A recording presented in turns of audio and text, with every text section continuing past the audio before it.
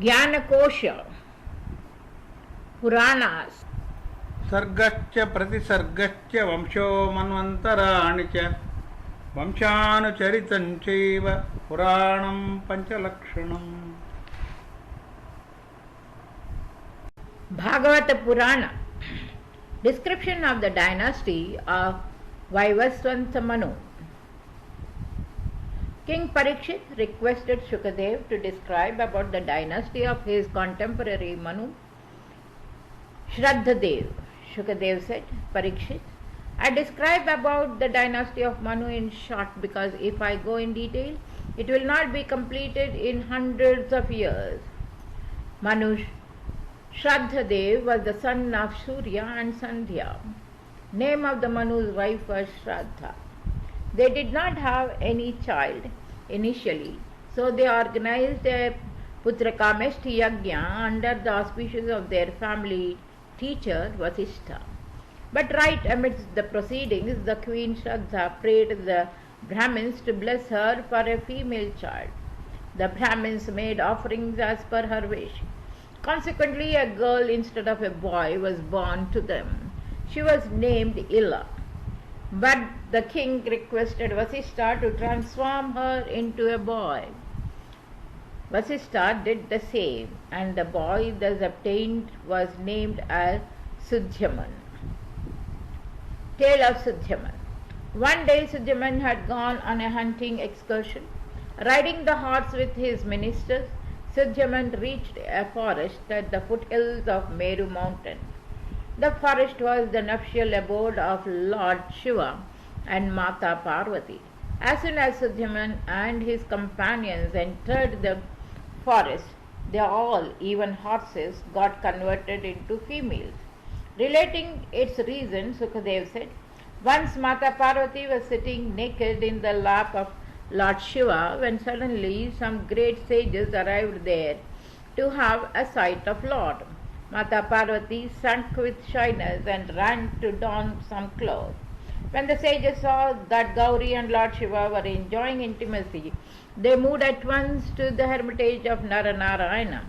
Right at that moment, in order to please Mata Parvati, Lord Shiva said, except me, any man who enters here shall become a woman. It was because of these words of Lord Shiva that Sudhyaman and his companions were transformed into females. While Sudhyaman was roaming as woman, Budh, the son of Chandra, fell in love with her and they agreed to get married. From their marriage, a son, Pururava, was born, who founded the town named Pratishtha Tanapur. Sudhyaman, in female form, prayed Lord Shiva to free him from woman incarnation. Lord Shiva blessed Sudhyaman that he would be a man for a month and a woman for another. Thus this cycle would continue lifelong. Thereafter Sudhyaman returned to the kingdom and began to rule it religiously. He got 3 sons in due course, Utkal, Gaya and Vimal. In the twilight of his life, Sudhyaman gave his kingdom to Pururva and he took exile. Tale of Parishadhru. After the exile of Sudhyaman, Manu took to penance with a desire to have sons. Pleased by his penance, Srihari blessed him to have 10 sons. Parishadhru was the eldest of them. He was appointed in the service of the cows. One night in darkness, a tiger broke into the cowshed, causing panic among the cows. Hearing the panicky noise of the cows, Parishadhru ran to the cowshed. There he saw that the tiger had caught a cow and she was bellowing in pain and fear. Parishadhru at once ran to help and with a powerful blow of the sword he beheaded the tiger. It was pitch dark in the cattle shed, so Parishadhru could not see whom he had killed. In the morning he realized that he had killed the cow and not the tiger. He felt extremely sorry. Their family teacher cursed him to lead a life of a Shudra. Rishadhru thereafter passed his life as a celibate and mingled with the Supreme Soul at last. Tale of Shaharati. Shaharati was the second son of Vaivashvata Manu. He was a great scholar of Vedas. He had an extremely beautiful daughter named Sukanya. One day King Shrayavatu was in the forest with his family. Thus roaming, they reached the hermitage of the sage Chavan. Chavan was immersed in deep meditation. His whole body was covered with termite nests. Only eyes were shining like fireflies. Out of curiosity, the Princess Sukanya pricked those shining eyes of the sage with thorns. All the king's army fell in crisis by this incident. When the king learned about the prince's crime, he begged pardon of the sage Chavanya and gave the princess in his service and himself returned to his palace. In the forest, Sukanya served Chavanya with dedication. Chavan received youth and vigor by the grace of Ashwini Kumar. Pleased by Sukanya's dedication, sage Chavanya provided her with all queenly luxuries. After many days, King Sharayati again visited the forest. There he saw Sukanya talking to a beautiful young prince. At first, Sharayati scolded at Sukanya for violating the norms of a chaste woman. But Sukanya told him about the transformation of the sage Chavanya by the grace of Ashwini Kumar. Learning the reality, the king felt overjoyed to see his son-in-law Chavan in youthful state of Ambarish. Sukadev says, Parikshit, Sharyavati was the king Nabhaga. His son was Nabhaga. He was a great devotee of his parents. As a result of his service for his parents, Nabhaga was very much comfortable. He had a son, Ambarish, who was a great devotee of Vishnu. Even the great wealth on earth had no value for Ambarish. The king Ambarish served the god with his own hands and remained immersed in his love. Once Ambarish followed Nirjala Ekadashi Vrat, waterless fast, observed on the 11th day of each phase of lunar month. For a year, during one such fast, on the 12th day, King Ambarish was about to break his fast when sage Durvasa arrived there along with his 10,000 disciples. Welcoming him, the king requested Durvasa to accept food. But the sage turned down the request, saying that it was prayer time for him. So he would first go to take bath, then worship and take alms, food ultimately. But the sage Durvasa did not return for long. Thus, by the dictate of Brahmins, King Ambarish broke his fast with basil leaves and water. Just then sage Durvasa returned and saw Ambarish breaking his fast. So taking it as an insult, the infuriated Durvasa invoked Krithya in order to kill the king. King Ambarish stood unmoved and begged pardon with folded hands. Lord Narayana saw his devotee in trouble and inspired his Sudarshan Chakra wheel to save the king. Sudarshan Chakra first incinerated Krityam, then aimed at sage Durvasa. When Durvasa saw Sudarshan aimed at him, he ran for his life. First he reached Brahma, but Brahma told him that he was not able to protect the person who had done harm to a devotee of God. Then Durvasa reached Rudra. Lord Shiva also said, Durvasa, by the wish of Lord, Rudras are engaged in the service of the universe. This chakra is unstoppable by me, so you go to his refuge, only he can save you. From Lord Shiva's abode, Durvasa reached Vaikuntha, the supreme abode of Lord Vishnu.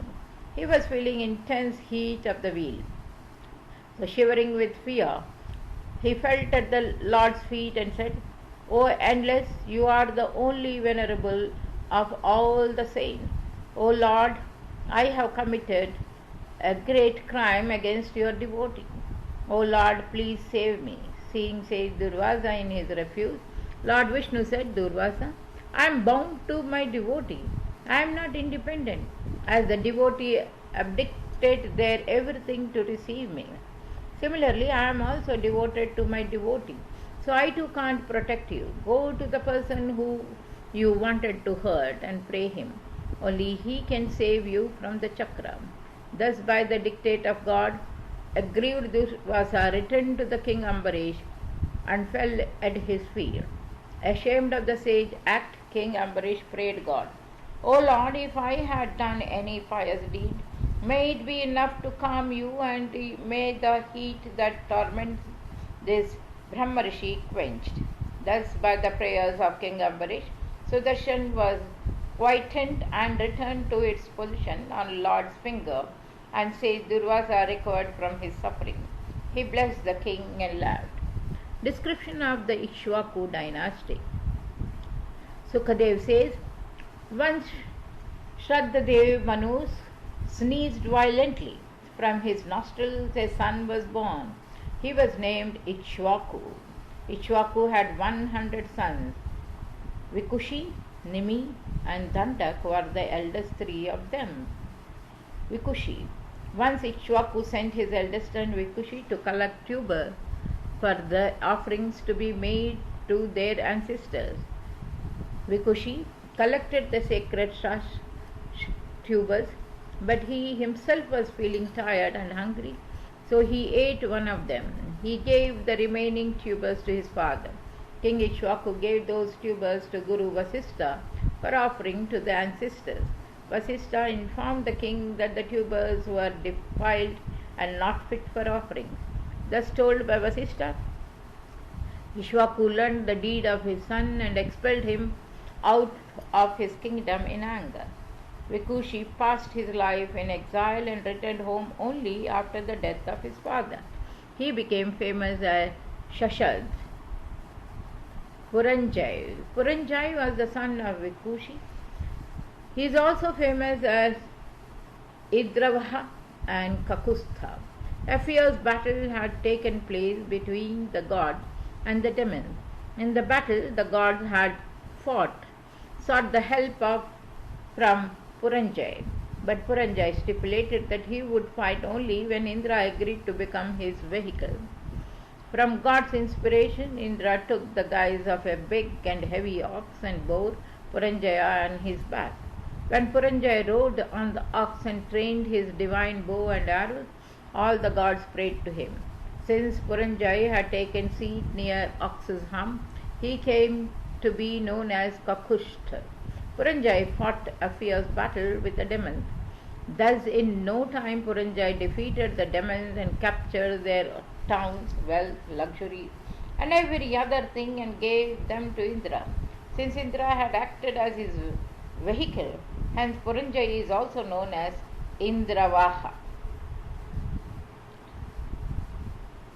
Yuvansha.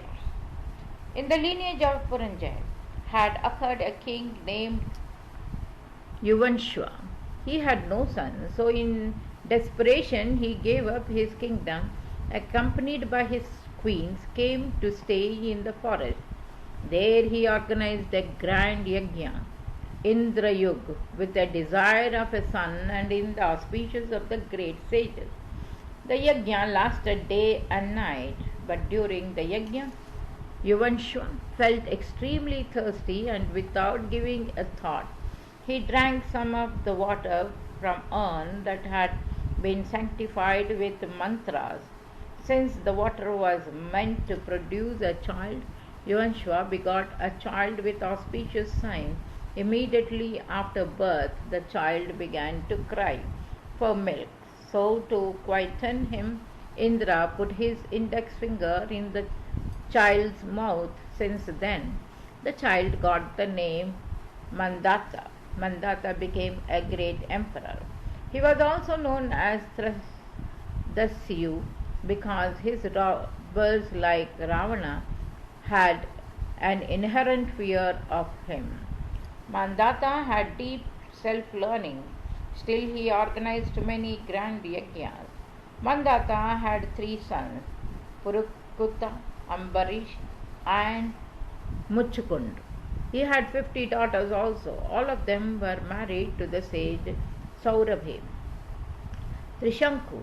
In this lineage of Mandaka there occurred a king named Satyavrat. He was renamed as Trishanku, though by the curse of his father and the teacher he had become a Chandala, yet by the power of his penance, sage Vishwamitra helped him reach heaven with the body. But the jealous God pushed down poor Satyavrat from the heaven. He was falling headlong while Maharishi Vishwamitra supported and fixed him in mid-sky. Hence he got the name Trishanku. Harishchandra.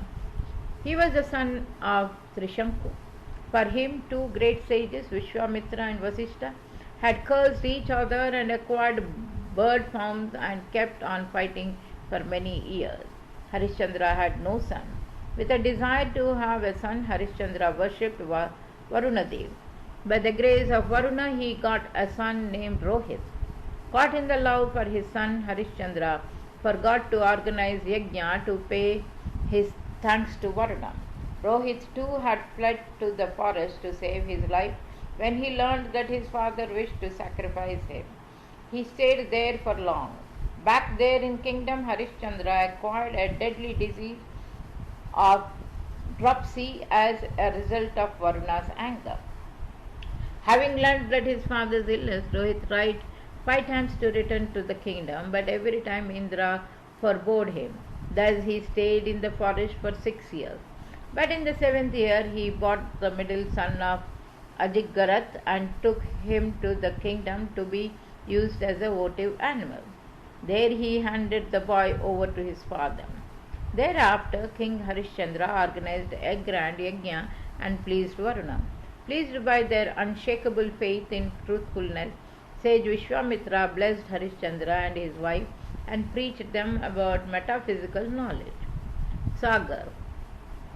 In the lineage of Rohit, later on, had occurred a king Bahuk. Unfortunately, he met an untimely death. One of his widowed wife got ready to be immolated with her husband's fire. She was pregnant then, so the sage Airu prevented her from getting sati.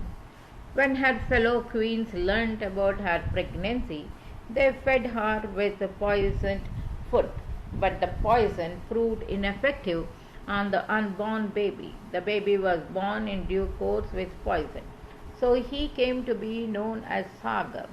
Sagar had a great reputation as a king. He had 60,000 sons. He had also resolved to organize 100 Ashwamedha yajnas. His 99 yajnas completed without hazards, but during the 100th yajna, Indra stole the horse and tethered it in the hermitage of the sage Kapila. Sagar's 60,000 sons set out in search of the horse, but could not find it anywhere on earth. At last they reached the hermitage of the sage Kapila. Before that, with their enormous power, they had dug out huge pits which filled with water and formed the sea. The sea derived its Hindi synonym Sagar from Sagar. When those 60,000 princes saw that the yajna horse was tethered in Kapila's hermitage, they began to abuse the sage. Disturbed by the noise, the sage Kapila opened his eyes, and instantaneously all the 60,000 princes got incinerated. It was Anushman, the grandson of Sagra, who pacified sage Kapila with his politeness and brought back the horse. He also discovered the ashes of his ancestors. Sage Kapila told Anushman that the salvation of his ancestors would be possible only if touched by Gangaji. Since then, all the kings in Sagra's lineage observed severe penance to bring the Ganges on earth for the salvation of their ancestors. Bhagirath. First of all, King Anushman observed hard penance, but even after many years of penance, he could not succeed in his efforts. His son Dilip also observed severe penance, but his efforts too could not succeed. Bhagirath was the son of Dilip. After Dilip, Bhagirath started severe penance. After many years of penance, Bhagirath succeeded in pleasing the Ganges. She appeared before him, asked him to seek a boon. Bhagirath requested the Ganges to arrive on the earth. The Ganges accepted his wish but put a question as to who would support her when she fell on earth from the heaven. Bhagirath then began his penance again to please Lord Shiva so that he could support the Ganges on earth. Lord Shiva accepted Bhagirath's prayers and supported the Ganges on his head. Thereafter he moved on the path shown by Bhagirath with sacred Ganges following. Thus the sacred Ganges reached at the place where ashes of Bhagirath's ancestors were lying.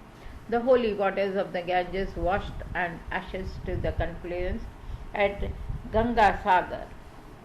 By the mere touch of Ganges holy water, Bhagirath's ancestors received salvation. After Bhagirath, many great kings like Mishahach, Katvang, Dhirubhahu, Raghu occurred in the Ikshvaku dynasty. Raghu's son was Aja and his son was Dasharath. It was in the home of King Dasharath and by the prayer of God that Lord Sri Hari took birth as 4 sons of Dasharath. Description of Lord Rama's place. Shukadev says Parikshit, to keep the words of his father, Lord Rama abdicated the entire kingdom and took exile in the forest. Staying in the forest, Lord Rama protected many sages and helped them complete their religious rituals successfully. He slayed many formidable demons there. But for cutting the nose and ears of Shurpanakha, the sister of demon King Ravana, he had to bear the separation of his wife Sita. Rama had one Sita and his wife in a Swayamvar in Janakapur. In his teenage, sage Vishwamitra had taken Rama and Lakshmana with him to his hermitage to guard his religious proceedings against the demons. Rama and Lakshmana had killed many demons then. It was during this period that the Swayamvar was organized in Janakapur. Lakshmi, the better half of Lord Vishnu, had herself appeared as Sita in Janakapur. Sage Vishwamitra himself taken Rama and Lakshmana to the Swayamvar. Many more brave and strong kings and princes had gathered there, but no one could train the bow of Lord Shiva as per the condition of the Swayamvar. It was only Rama who not only lifted the bow but trained it also. In the process of training, the bow broke with a loud noise. Thus Lord Rama won Sita as his wife, but during the exile the demon king Ravana deceitfully abducted Sita to avenge the insult of his sister Surpanakha. Thereafter, the circumstances favored Lord Rama and he soon found out the whereabouts of Sita. With a huge army of monkeys and bears, Lord Rama reached the seashore there.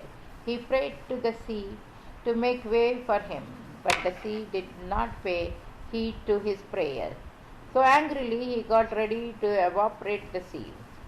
Thus frightened, the sea revealed to him the way to make a bridge over it.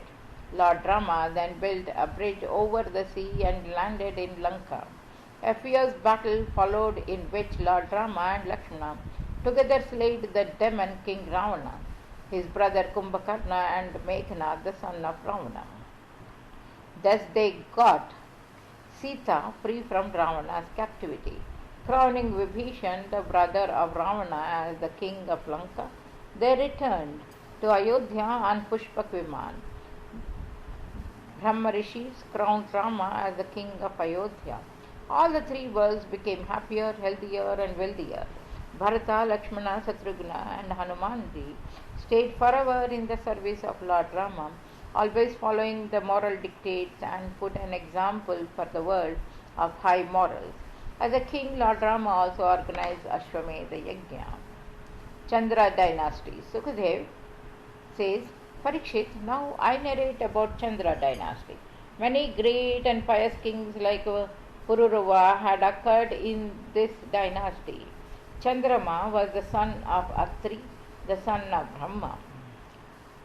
Buddha was the son of Chandrama, while Pururava was the son of Buddha.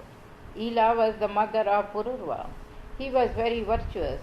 Attracted by his virtues, the Apsara Urvashi had approached Pururava with a sensual desire. Pururava welcomed Urvashi, and together they begot 6 sons: Ayu, Shrutayu, Satyayu, Ray, Vijay, and Jay. In the lineage of Vijay, the son of Pururava, there had occurred a king Gadi. Gadi had a daughter Satyavati. Satyavati was married to the sage Richika. Richika and Satyavati begot Jamadagni, who married Renuka, the daughter of sage Renu. Jamadagni and Renuka begot Parsurama. In the same lineage later on occurred great kings like Rantidev, Shibhi, Yadu, Kuru, Puru, Dushyant and Bharata. In this lineage of Kuru, King Shantanu had married Ganga, who gave birth to Bhishma. Satyavati, the daughter of Nishad, was the second wife of Shantanu. She begot Chitrangad and Vichitra Virya. Chitrangad had died in an encounter with a demigod of his own name, while Vichitra Virya was married to Ambika and Ambalika, the princess of Kashi. But having too much carnal indulgence with his wives, Vichitra Virya soon developed tuberculosis and died without producing a child. Since Bhishma had vowed to abide by celibacy till death, so Vyasa was summoned to produce children from Bambika and Ambalika. From Vyasa, the 2 queens and a maid gave birth to Dhritarashtra, Pandu and Vidura respectively. Dhritarashtra had 100 sons. The Kauravas, while Pandu's wife Kunti begot Karna, Yudhishthir, Bhima and Arjuna. Pandu's second wife Madri begot Nakul and Sahadev. Arjuna had married Subhadra, the sister of Lord Krishna also. Subhadra had begot Abhimanyu, who was married to Uttara, the daughter of Virata Raja, and you were born to Uttara, O Parikshit. In Yaduvansh lineage of Yadu, a king Sushrasena had occurred. He had a son Vasudev. Vasudev had 8 wives. Devaki was the prominent among them. 9 children were born to them. Kansa, the brother of Devaki, killed 6 of them. 7th was Balarama, 8th Krishna, and at 9th place was her daughter Subhadra. Shukadev says, O Parikshit, Lord himself had appeared as the son of Vasudev and Devaki. Whenever the religion and religious virtues fall in the world and sins rises, the omnipotent Lord Sri Hari takes incarnation to destroy the evils and protect the pious ones and establish the religion again. When the evil demons took the guise of the kings and began to root the earth, Lord Vishnu then took the incarnation as Lord Krishna. Along with him, Sheshanag, his bed, also took incarnation as Balrama in Yaduvansh. Together they presented such a divine place that even the gods could not guess them. At the same time, to benefit the devotee who would be born in Kali Yuga, Lord Krishna expounded his pious life into untouchable incidents. Merely by reciting and hearing the tales of Lord's life, all the sorrows, melancholies and ignorance of the devotees are removed. Through the battle of Mahabharata between Kauravas and Pandavas, Lord Krishna relieved the earth of most of her burdens. He himself slayed many demons, while got many slain by Balarama. Ultimately preaching Uddhava about metaphysical knowledge, Lord Krishna departed to his divine abode.